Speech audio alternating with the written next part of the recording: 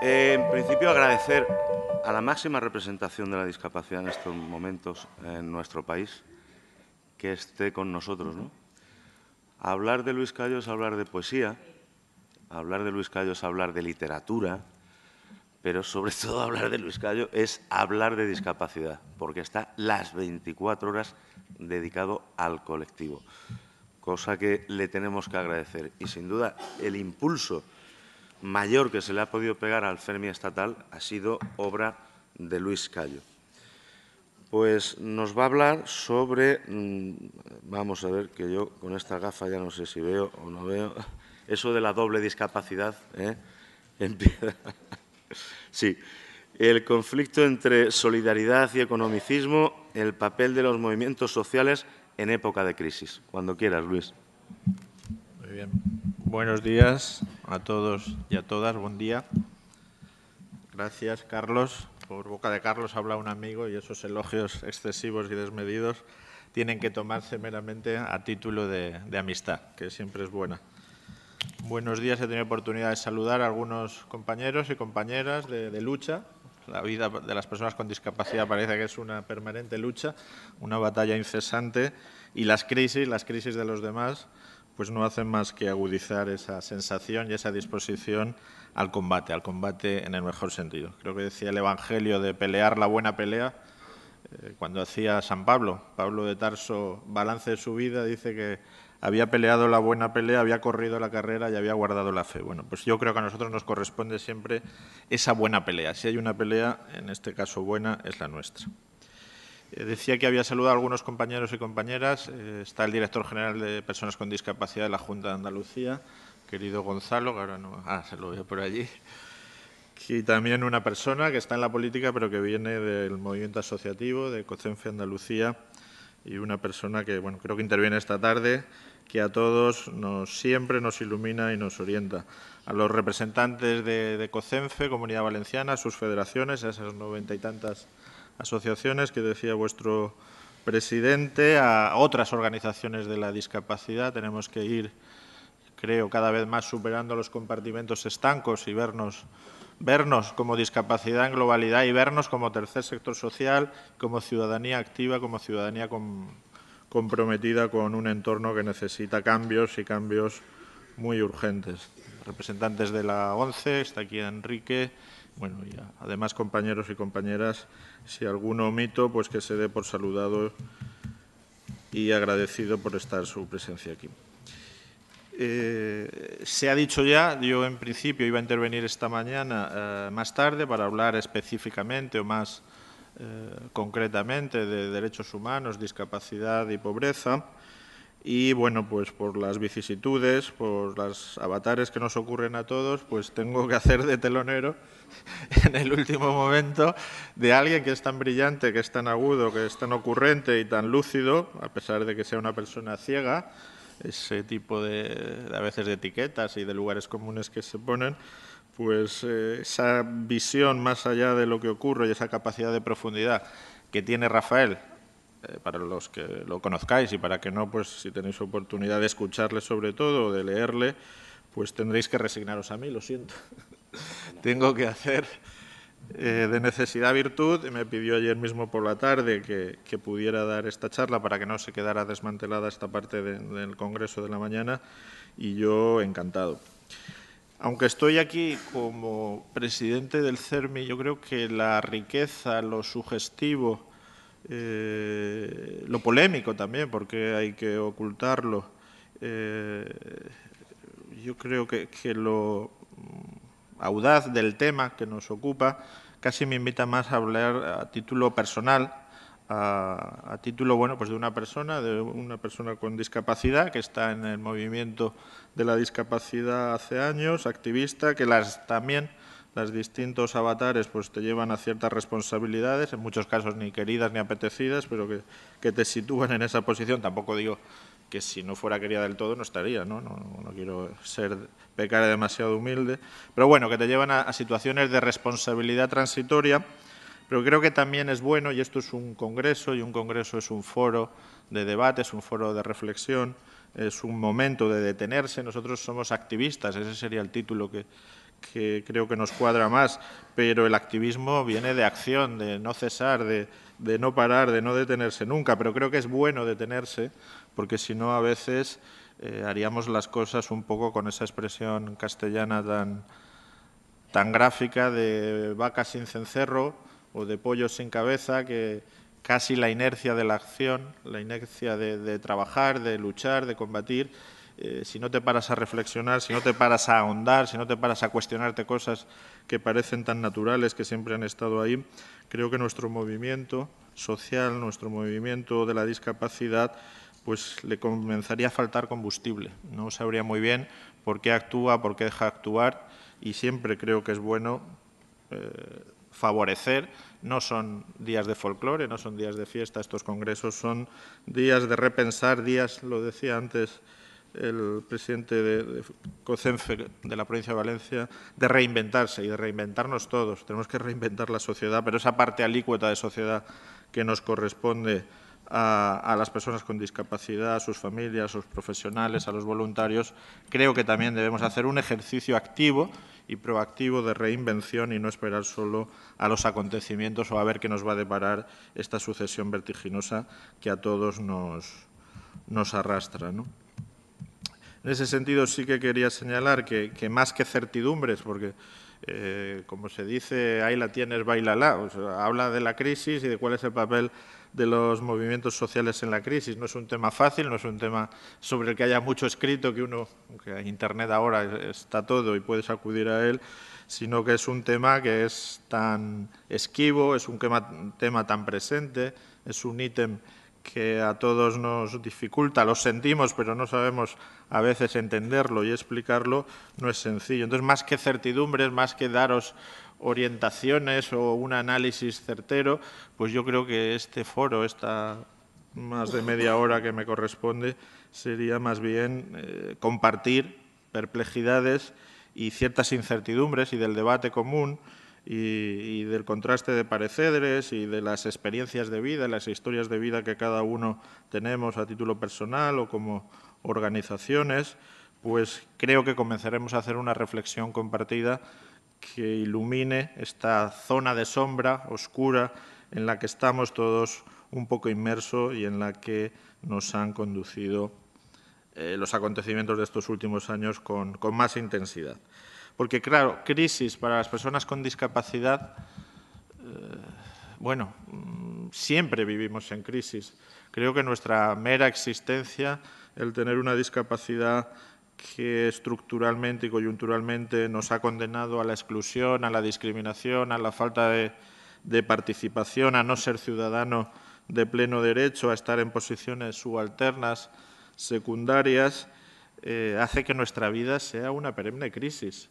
Aquí sois organizaciones de personas con discapacidad física y orgánica y sabéis, imagino, los que lleváis muletas, vais en silla de ruedas o cualquier otro efecto que la discapacidad os cause, que ir a la universidad, los que vayáis, que ir al trabajo o ir a la oficina de desempleo o de empleo, pero más bien de desempleo en estos momentos, a veces hay que planteárselo con una planificación y con una proyección de futuro de qué me voy a encontrar hoy. Eso es una crisis, porque no sabes qué barrera nueva habrá, qué situación habrá cambiado, qué transformación no sabida o no conocida te tendrás que enfrentar. Y en ese momento y en ese punto y hora tendrás que solventarla, que sortearla y tendrás también, como se dice plásticamente, que buscarte la vida. Y eso es la crisis, es no tener certidumbres, no tener seguridades y estar en una fracción de tiempo mínima con la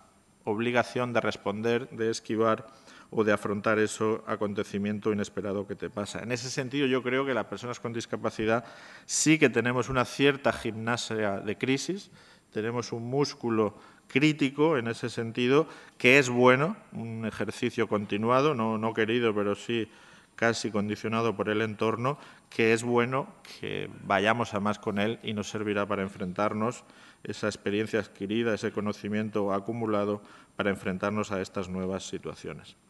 Se habla de crisis, pero ¿qué crisis? Esto es el título, creo, de una canción de los años, o de un grupo. Crisis, qué crisis la que estamos viviendo. Creo que todos vivimos, experimentamos y padecemos los efectos de esta crisis. En ese sentido, me parece que la discapacidad, lo decía antes Carlos, ha ganado en cuotas de normalización. La crisis también nos toca. La crisis toca a la sociedad y de un modo atroz. Y yo solo quiero recordar, a veces lo digo, también para relativizar, no para minimizar, pero sí para relativizar nuestra posición y las mejoras o ciertas mejoras que hemos adquirido en los últimos años. Ahora mismo, los jóvenes sin discapacidad, tienen una tasa de desempleo mayor que las personas con discapacidad. Una generación de jóvenes, la más formada, con mayor escuela pública, mayor extensión de escuela pública. Yo recuerdo por mi edad que empecé a los 6 años, ahora empiezan a los 3 y con esa cursilería a los 0 años. O sea, que saben inglés, que saben o que deberían saber idiomas, que han viajado, que han hecho Erasmus, pues tienen una tasa de desempleo mayor que las personas con discapacidad. Jóvenes, si lo vemos desde esa perspectiva de plena salud, de plena capacidad, bueno, ¿cuándo mejor está uno físicamente que cuando tiene 20, 25, 30 años? Pues están en una peor situación de empleo ahora mismo que las personas con discapacidad. No quiero ser demagógico, pero eso está ahí y creo que es bueno que lo digamos todos.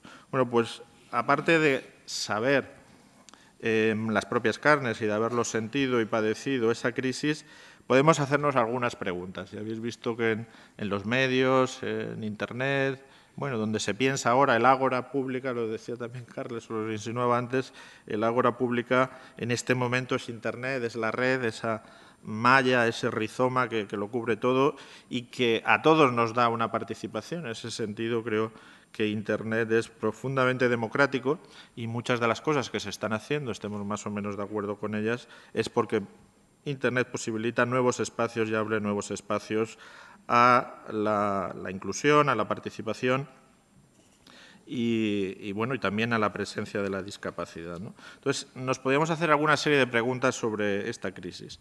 ¿Es una crisis estructural o es una crisis coyuntural?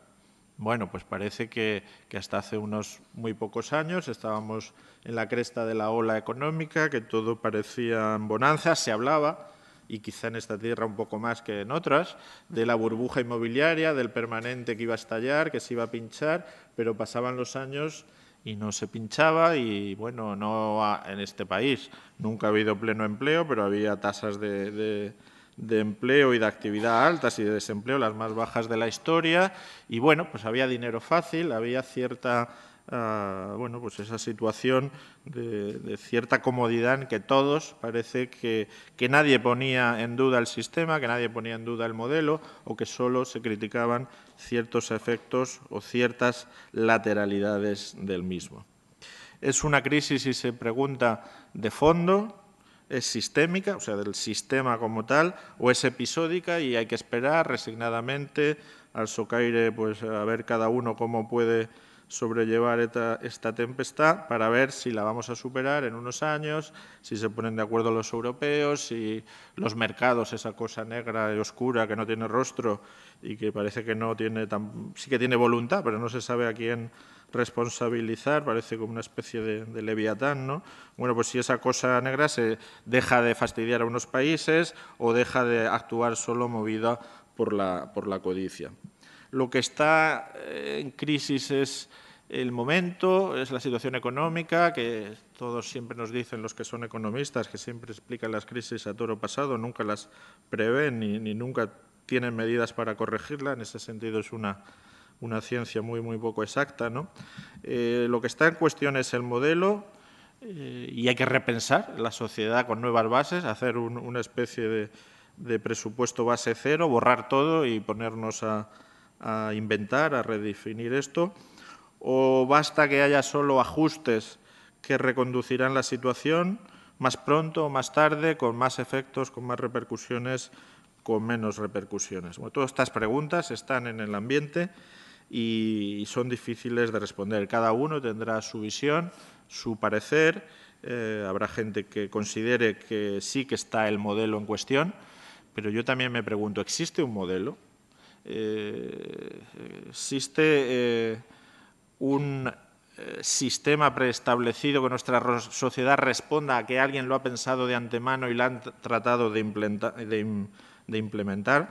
Recuerdo hace unos años cuando existía esa confrontación entre el modelo capitalista y el modelo comunista. Bueno, el modelo comunista sí que parece que respondía a una visión, una cosmovisión filosófica de la historia, pues de los marxistas, de Marx, de Engels y tal. Eso parece la mayor aproximación a que un modelo viene de un producto de pensamiento. En el caso de las sociedades más capitalistas, nadie ha pensado el capitalismo, nunca nadie ha escrito cuáles deben ser las reglas del capitalismo. No hay una utopía capitalista, en el sentido de que pues es un Tomás More o cualquiera se haya pensado decir, pues el capitalismo tiene que ser eso, digamos que se ha producido. No ha sido engendrado, sino que sucede y está ahí, y está en la realidad. Y este presunto modelo capitalista, yo personalmente no creo en los modelos, está agotado, tiene los días contados, o necesita una revigorización o necesita un enmarque para conseguir o para evitar los efectos más indeseables que tiene y volver a las ciertas, la capacidad de producción de riqueza, la capacidad de innovación que puede traer la competencia, etcétera. Bueno, pues no lo sabemos. Parece que el modelo universal, incluso en los países que se llaman comunistas políticamente como la China, pues son capitalistas y ferozmente capitalistas en el ámbito económico, ¿no? Bueno, conjugar esa dualidad es difícil, pero ahí está, ahí está. Los engendros no solo son obra de la ficción, sino que están en la realidad. Y yo aquí me hago una pregunta y lo conecto, no sé si habrá personas aquí del 15M o que simpaticen con él o que hayan estado en sus manifestaciones, sus expresiones de estos últimos meses, del pasado sábado la última, ¿no? Una cierta incongruencia que creo que a todos nos corresponde, a todos los que estamos insatisfechos con lo que estamos viviendo y con lo que nos ha tocado vivir, y es por qué cuando funciona no es cuestionado, por qué hace 10 años u 8, cuando había riqueza, cuando había empleo, nadie se paraba a pensar que el sistema capitalista, la economía de mercado, las economías abiertas son malas. Si son perversas, serán malas en lo bueno, en la enfermedad y en la salud, en la vida y en la muerte, ¿no? Y solo nos acordamos que es malo y tratamos de cambiarlo cuando muestra su peor cara. Pero si está mal definido, si es injusto por definición, si inherentemente a él no sirve, pues lo será en todo momento, no solo cuando vienen mal dadas, ¿no? Bueno, esto es una cuestión que tampoco quiero reprocharle a nadie nada, sino ponerla en el debate, ponerla en la palestra para pensarla todos. Yo creo que estamos abocados a esa inexistencia de modelos y a una precipitación vertiginosa de los acontecimientos, que nos lleva a un estado que será el presente, quizá no seamos conscientes todavía de él, y que va a ser sin duda el próximo, el futuro cercano y el futuro más lejano, de inestabilidad y de precariedad permanentes. Creo que esa fijación que teníamos con grandes valores, con grandes sistemas, con grandes modelos que nos servían de referente, que nos enmarcaban, que nos hacían la vida más fácil, porque la vida en un sitio donde no hay referencias, preguntárselo, pues, por ejemplo, a una persona ciega que no sepa dónde queda la pared o no haya ninguno, pues es un poco estar perdido, ¿no? Pues yo creo que en esa situación nos encontramos todos. Y el futuro, a mi modesto entender, sí que entiendo que estamos instalados en el vértigo perpetuo y que aceptamos esa situación o si no vamos a incurrir en una contradicción de la realidad que no es buena. La realidad puede o no gustarnos, podemos intentar cambiarla, lograremos cambiarla, pero me parece que la realidad que nos toca vivir es de profundo vértigo. Las generaciones que hemos tenido, los que ya tenemos cierta edad, sistemas más estables, modelos más, en el buen sentido y en el mal sentido, anquilosados, ahora nos enfrentamos a cambios vertiginosos y revolucionarios. Esto lo podemos vivir como una maldición, como una condena, o, que es una forma de verlo y es legítima, o, como se insinuaba antes, nos obliga a todos, incluidos y especialmente los movimientos sociales, a la innovación y a la creatividad incesante, a responder a esa incertidumbre permanente y a estar al menos preparados o con herramientas o con habilidades para ir dándole una respuesta a esa sucesión vertiginosa de los acontecimientos que es el entorno donde vamos a vivir, me parece, los próximos años. Hablábamos de la actual crisis y cuál ha sido el papel de los movimientos sociales en la actual crisis que todavía vivimos y que no vemos todavía el horizonte de que se disipe o que pase a otra situación más llevadera, más practicable. Pues yo creo, y con cierta autocrítica debemos decirlo, y el movimiento de la discapacidad, a mi juicio, pues también está incluido en esa autocrítica general, más bien lo hemos vivido como un papel o una función pasiva de resistencia. Somos la última instancia, una cierta malla, red de seguridad, y hemos logrado, de un modo a veces vacilante, dudoso, contener los efectos más sangrantes, más lacerantes de la crisis en los grupos sociales a los que representamos. Aquí hablo de todos los movimientos sociales, no solo discapacidad, pero también discapacidad. Somos ese último metro o menos de un metro que queda antes del precipicio, del abismo.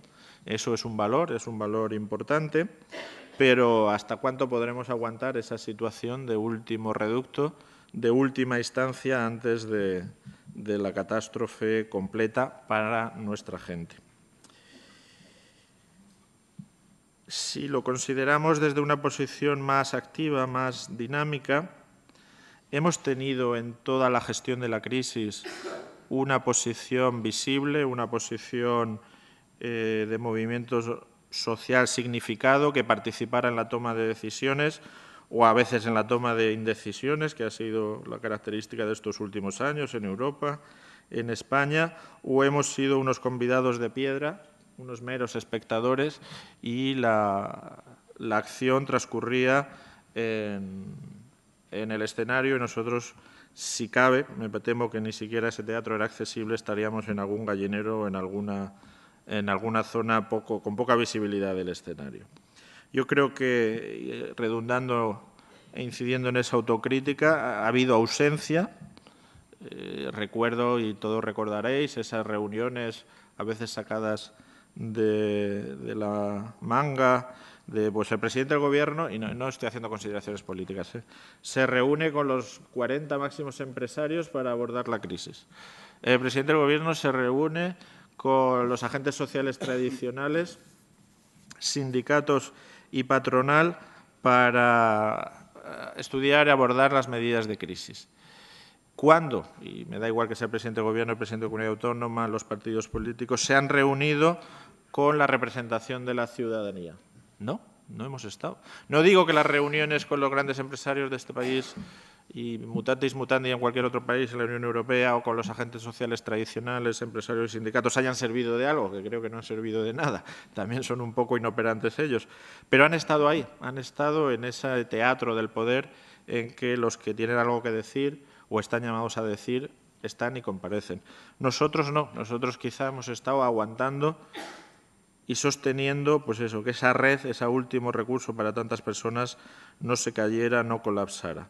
Y eso también quiere decir que hay un déficit de capacidad de llegada, de capacidad de visibilidad y de participación en el poder. Yo este sería mi análisis, un poco, no digo triste, pero sí crítico de cuál ha sido la posición o la actuación de los movimientos sociales en general en la actual crisis, y algunas recomendaciones para no volver a incurrir.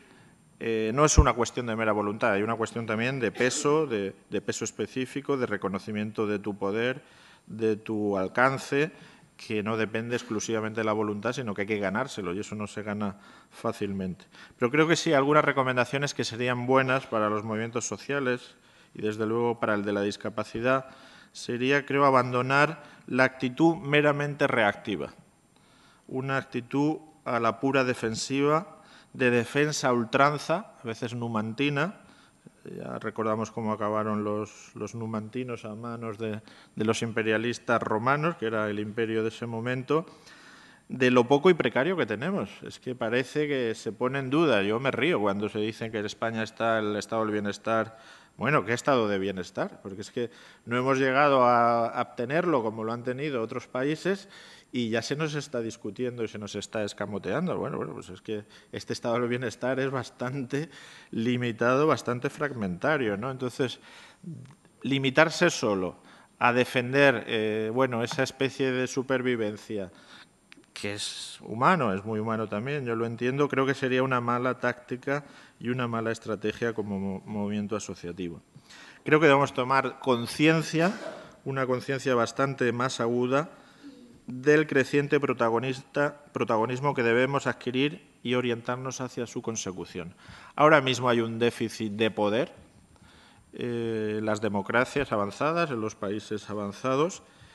Creo que la ciudadanía no se resigna solo a participar en la toma de decisiones por los cauces habituales o más que están consagrados en nuestras constituciones liberales, que vienen todas, al menos su modelo del siglo XIX, y que hay una cierta apetencia de poder en el buen sentido y que instrumentos como las nuevas tecnologías, la digitalización, nos abren esos espacios que parecían clausurados, generan nuevos espacios de relación, de participación y de dominio. Y creo que ahí los movimientos sociales tenemos una especial responsabilidad para aprovechar esa oportunidad.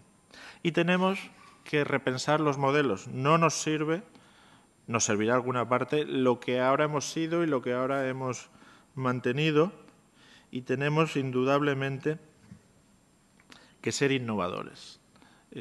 Creo que nadie va a venir a descubrirnos mediterráneos, en esta tierra menos aún, y que todo lo que sea seguir, hacer seguidismo de otros, es ponerse en una situación de lo que no queremos, de dependencia, en una situación de estar al albur, a la decisión de otros, y queremos tomar la rienda de nuestras vidas, de nuestro destino. Y eso significa lanzarse a eso tan audaz, lo decía también Carlos, tan valiente, esa valentía que pedían los políticos, de pensar, de anticiparse, de no resignarse a lo que uno vive, de no criticar meramente. La crítica es consustancial a nuestro movimiento asociativo, pero tiene que ser también una actuación creativa, que cree alternativas, que dé posibilidades, que no se cierre en eso tan intransitivo que es decir, esto es llueve, porco gobierno, todo está fatal, la sociedad es tal, el otro tal, sino que tiene que haber una posición. Nosotros también podemos ser creativos, nosotros también podemos generar modelos, generar pautas e intentar, en esta sociedad tan necesitada, la propia posición de las personas con discapacidad siempre es lateral, siempre está ahí rompiendo costuras. Somos, en el mejor sentido de la palabra, una cierta anomalía social que nos cuesta. ¿Qué os voy a contar yo a vosotros? No se nos dejaba subir a los aviones porque dábamos problemas y había que firmar, esto lo cuentan nuestros amigos veteranos, un descargo de responsabilidad cuando una persona en silla de ruedas iba en un avión hace 30 años diciendo que a la compañía le exoneraba de cualquier responsabilidad. Si queremos conducir un coche y cambiarlo, bueno, cómo se pone todo el sistema, desde la mecánica a la seguridad vial, a los seguros, para no dejarnos conducir, porque siempre estamos, nuestra diversidad rompe las costuras de un sistema que es demasiado, muy sistemático en el peor sentido, que no admite, que no es flexible, que no es poroso, que no es permeable a los demás. Y para ir acabando, que me avisa Carlos que me quedan pocos minutos, creo que debemos centrarnos en la innovación. Y en la innovación en dos planos. Aquí estamos en un congreso de un movimiento asociativo de personas con discapacidad física y orgánica de la Comunidad Valenciana y somos un instrumento y a veces nos quedamos con el instrumento y con la herramienta. No digo que sea, por Dios, el caso de COCENFE. Digo una reflexión general de todo el movimiento asociativo. Y parece que los derroteros de la gente a la que representamos es si tenemos más o menos subvenciones para financiar y mantener la estructura. Y no, el problema de la discapacidad es todas las personas con discapacidad, son sus familias, es lo que representan. Y la estructura es un instrumento para avanzar en sus derechos, pero no ciñamos el problema a las estructuras, que es muy importante, pero que es el medio para llegar a otra cosa. Nosotros, nuestras estructuras, no sé, Carlos, si tienes datos, pero me parece que entre socios, gente que recibe prestaciones, pues a lo mejor estamos en un 15 o en un 20% de toda la discapacidad que tiene militancia, que está con conciencia, o a veces solo con una conciencia clientelar, ¿qué me da esta asociación? No con conciencia cívica, política, de unirme a otros para cambiar algo que no me gusta. Y tenemos al 80 o al 75% de la gente fuera. ¿Qué pasa con esa gente? Y esos, si entiendo que no tienen conciencia de estar en una asociación, es que están en peor situación que los que sí la tenemos y nos hemos acercado a ese ámbito. En ese sentido, sí que pediría o plantearía innovación en dos planos. En un plano institucional macro, que nos afecta a las estructuras, y creo que debemos repensar los modelos que en los últimos años nos hemos dado y que tienen sus ventajas, pero que también en épocas de crisis son muy difíciles de llevar tal como los conocíamos. Organizaciones que sean modelo de derechos o organizaciones que sean modelo de gestión de servicios y prestacionales. No digo que haya que elegir entre uno u otro, pero sí que hay que renovar esa dualidad a veces un poco perversa o que tiene efectos no deseados. Creo que debemos, y esto es incidir, yo creo que se abre una época, y esto es muy sugestivo, política, de política en el mejor sentido de la palabra, de mayor anhelo de participación de la ciudadanía, de todo tipo de ciudadanía, también las personas con discapacidad, y debemos enfatizar más el modelo de incidencia reivindicativo de derechos. También porque es un modelo más barato. Es un modelo más barato. Es decir, yo tengo siempre que darle los servicios a las personas con discapacidad, que es un modelo de economía social, de autogestión, que es muy meritorio y que creo que nos ha servido cuando otros que estaban obligados, como los poderes públicos, no lo hacían, pero tenemos que gestionar nosotros todos los servicios para todas las personas con discapacidad. No deberá ser el entorno y el sistema educativo y el sanitario y el de bienestar social y el de ocio y el cualquier otro, el de justicia, el que se haga cargo, en el mejor sentido de la palabra, de que tiene una responsabilidad con las personas con discapacidad y de que tiene que darle los apoyos y, desde luego, no excluirlos o no discriminarlos.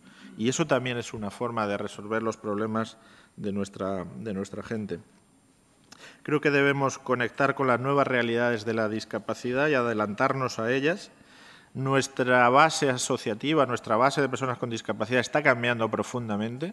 Cada vez nacen menos niños y niñas con discapacidad y los menos que nacen es verdad que tienen discapacidades que van a generar más necesidades de apoyos y que la discapacidad, su rostro está cambiando de lo que hemos conocido los que tenemos, en mi caso, un poco más de 40 años, y es discapacidad sobrevenida, son nuevas discapacidades, ya no se puede hablar que sean emergentes, porque son, por ejemplo, la salud mental o las enfermedades raras o el daño cerebral o todo lo relacionado con ictus, pues eso y muchas más que ahora mismo no sabremos cómo será ese futuro, va a cambiar el rostro de la discapacidad y, sobre todo, la discapacidad se va a presentar en un momento donde antes no estaba y en una edad en donde no se esperaba, por ejemplo, en los jóvenes o en ciertas edades adultas, y también pues todo el efecto del envejecimiento. Y creo que debemos conectar y saber atraer a toda esa savia nueva a nuestras organizaciones que a veces están pues más asociadas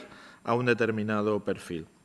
Tenemos indeciblemente, creo que nuestra salida como institucional es ampliar la red social, forjar alianzas y crear frentes amplios. Creo que la discapacidad ya no se debate solo en discapacidad. Muchas de nuestras demandas de la agenda política solo podrán tener solución si vamos con el resto de grupos excluidos o en riesgo de exclusión y si comenzamos a tejer y a fortalecer un tejido asociativo, un tejido social amplio, de ciudadanía activa. Y creo que discapacidad tenemos una responsabilidad mayor en ese punto, porque nuestro movimiento asociativo, visto desde dentro, nos podemos admirar y decir, no, ¿cómo? Pues estamos mejor que otros movimientos sociales. Estamos mejor, y perdonen si hay aquí alguien de mayores o de cualquier otro movimiento excluido, creo que estamos mejor en términos generales. Digo de estructura, de presencia, de conocimiento, de relaciones, de incidencia política, incluso de visibilidad, aunque nos cuesta tanto llegar, ¿no? Y eso nos exige que cuando tú eres líder o tienes una posición avanzada, te exige ayudar a los otros. Si pedimos solidaridad, tenemos que dar solidaridad. No podemos solo pedir solidaridad para nosotros y para los que están peor, y a veces nos pondrán en situación de competir con ellos, en subvenciones, en ayudas, que todos acudimos a las mismas, pues hay que también practicar esa solidaridad con los que están peor. Y si es necesario un sector social amplio, un tercer sector, una sociedad civil organizada fuerte y la discapacidad está mejor que otros, tenemos obligación de liderazgo. Tenemos que extender nuestra base social y reinventar el activismo. Y ahí yo sí que apelo, esto es un poco cursi, pero se llama el activismo 2.0. Bueno, las formas de actuar que no son las tradicionales, no las descartemos, pero hay formas de actuar a través de la red, de la generación de conocimiento que suponen las nuevas tecnologías, las redes sociales, las nuevas formas de relacionarse, comunicarse y hacerse presente. Tenemos que hacer las nuestras. Ahora mismo algunas no serán ni siquiera accesibles y algunas personas con discapacidad, personas sordas o personas con discapacidad visual incluso se quedan fuera, pero tenemos que ganarlas con el uso y hacerlas y amoldarlas y usarlas. Y eso creo que es muy importante. Y en el plano de las personas, en ese plano micro no por pequeño, sino micro porque es una persona con discapacidad, una familia con discapacidad, creo que las organizaciones, y eso ayudará mucho a salir de la crisis, no tenemos que suplantar al Gobierno o al Estado o al poder público y resolverle la vida a la persona con discapacidad. No debemos hacer eso. Me parece que debemos dotar de habilidades a cada persona con discapacidad para que sea el agente de su propia inclusión. No resolverle la vida, que a veces es difícil y no sé si es muy ético actuar en nombre de otro, aunque sea para hacerle un bien, sino ayudarle, acompañarle activamente para darle habilidades, instrumentos, apoyos que le permitan a él hacer su propio itinerario, su propio proyecto de vida, sus propias decisiones existenciales. En ese sentido, las organizaciones creo que debemos ser centros presenciales, virtuales, me da igual, de conocimiento, en adiestramiento y en habilidades, para que cada persona con discapacidad sea el motor de su proceso de afirmación vital y de pertenencia social. Creo que cualquier redención, por bien intencionada que sea del Estado, sea de los poderes públicos, sea de la organización, es siempre inferior a la de uno mismo, a ese proceso de asumir la responsabilidad de que mi vida va a responder a lo que yo quiero y lo que tengo que exigir son derechos, que no se me discrimine, y apoyos para tener en una posición similar al resto de mis conciudadanos. Creo que la discapacidad debe ser cada vez más responsabilidad de uno mismo y eso es el mejor modo de practicar eso que es tan difícil, vivir no es fácil para nadie, esos senderos de libertad que creo que nos esperan. Muchas gracias.